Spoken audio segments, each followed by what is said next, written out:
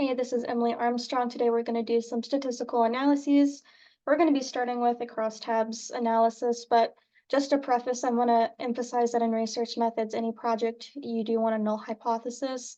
So pretty much you'll form your hypothesis for your project, and then that null hypothesis will just kind of serve as like a comparison of the complete opposite of your view. So for example, if we said, does age affect our exam scores here, then that would be our hypothesis. We believe that they will. The null hypothesis simply states that it will not.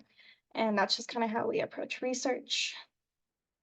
But just to begin, this is how you get to a crosstabs evaluation.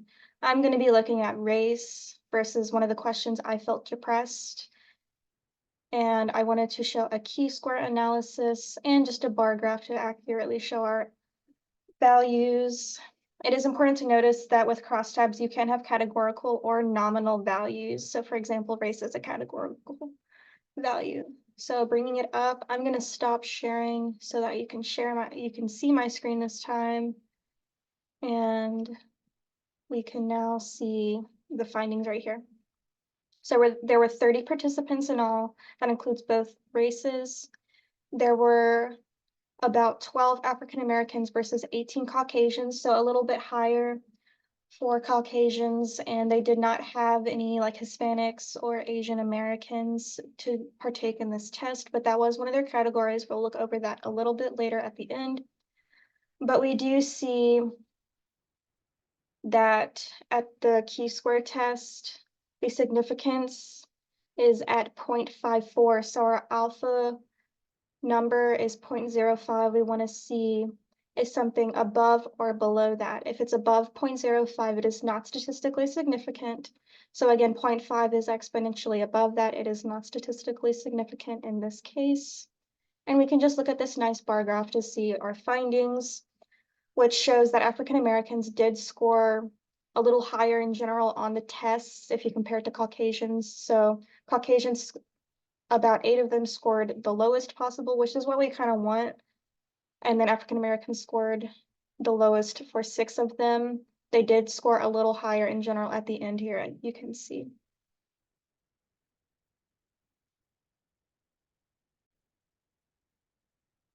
Okay, now we're going to do a correlation test. It's important that both of our values are within the numerical category.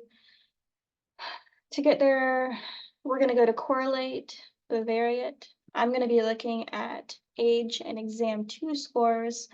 We will come back to exams later on in the next example, but again, we have Pearson selected here, and under options, you will find a means option. I did want to show that.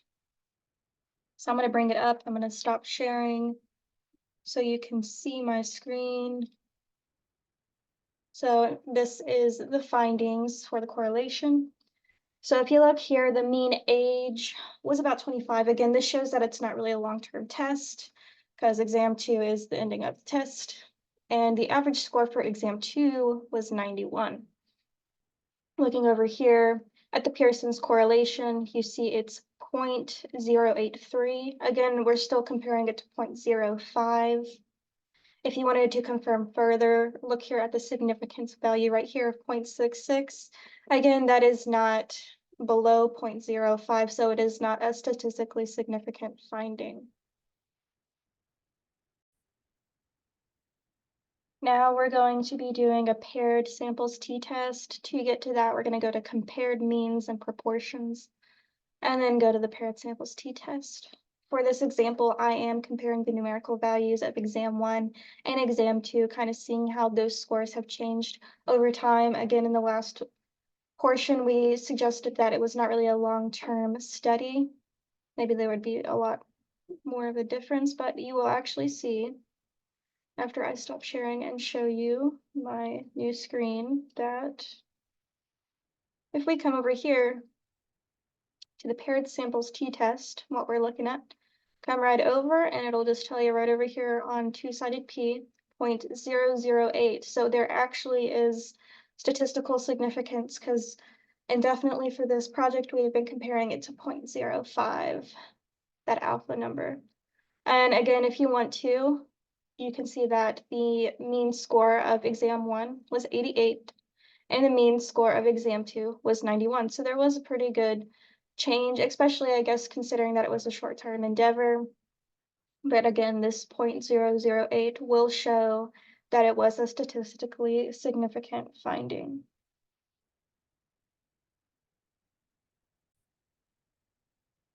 All right, and lastly, we're going to be doing an independent samples t-test. I'll show you what I'm going to be evaluating. It is important to show these categories off the bat. So we know that if somebody were African American, they would put 0, and if they were Caucasian, they would put 2. Based on the previous example, we know that nobody of Asian heritage or Latinx heritage answered these questions. So I will be making a small modification in the area. I'll show you now. So we're going to go back to where we were before, but go to independent samples t-test right here. So now I'm going to compare race and the question. I had trouble keeping my mind on my tasks.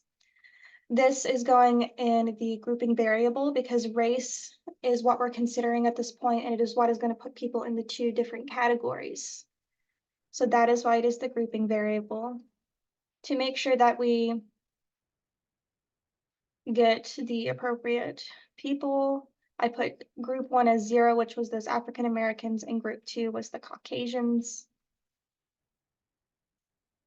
And then I'm going to bring up this info and stop my sharing so you can see it. So let me bring this up. Okay. So again, once more, we see there were 12 African Americans and 18 Caucasians. And again, instead of the other factor, we are now evaluating just trouble keeping my mind on what I was doing. So for an independent samples t-test, you're going to come over to this significance value right here. We see that it's 0.86. And again, we're keeping that alpha number in mind of 0.05. So is this above or below 0.05?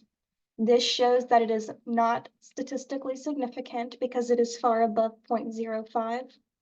If it had been statistically significant, for example, what was seen in the last example, we would actually look at this bottom value here. But since it is not statistically significant, we're going to be looking at the top value. And if you come here, you see that the mean is, or the two-sided p is 0.661 with a mean difference of 0.16. So it is still above that 0.05, and it is not statistically significant.